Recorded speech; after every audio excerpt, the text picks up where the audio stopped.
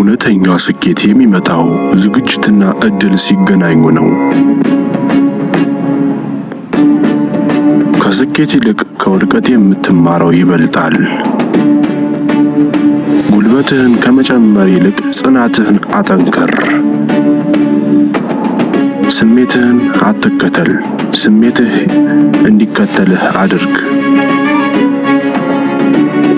ነገሮችን የምትመለከትበትን መንገድ ከቀየርክ የምትመለከታቸውን ነገሮች ይለወጣሉ። ትኩረት ልትሰጠው የምትችለው ነገር ላይ ትኩረት አድርግ፣ የተቀረውን ችላ በል። እውቀት ትልቁ ጠላቱ ድንቁርና አይደለም፣ የእውቀት ቅዠት ነው። ሰላም ከውጪ አይገኝም፣ ከውስጥህ ነው የሚመጣው።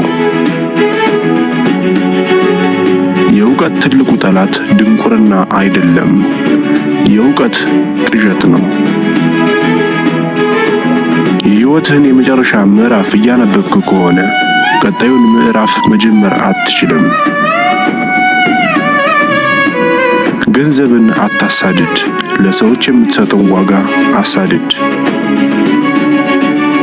እረፍት ሲሰማህ አትቆም፣ ስራ ሲጠናቀቅ አቁም። ቀላልነት የመጨረሻው የጥበብ ደረጃ ነው። ምርጥ ልማድህ ምን መሆን እንዳለበት ከወሰንክ በኋላ ለዚያ ልማድ ለመክፈል የምትችለውን ዋጋ ወስን። እንቅስቃሴ ጉልበትን ይፈጥራል።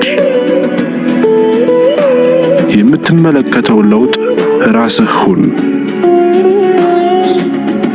ትልቁን ስህተት ለመስራት የራስህን ድክመት ማወቅ አለብህ።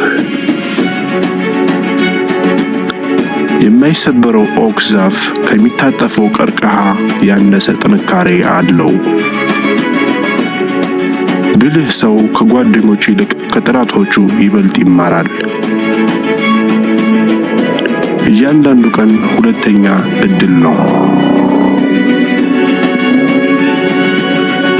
እንደዚህ አይነት አበረታች፣ አስተማሪ፣ ሞቲቬሽናል የሆኑ አባባሎችን ስለምንለቅ ቻናሉን ሰብስክራይብ ያድርጉ። ቪዲዮውን ላይክ በማድረግ የዚህ ቻናል ቤተሰብ ይሁኑ። የደውል ምልክቷን ማብራት እንዳይረሱ።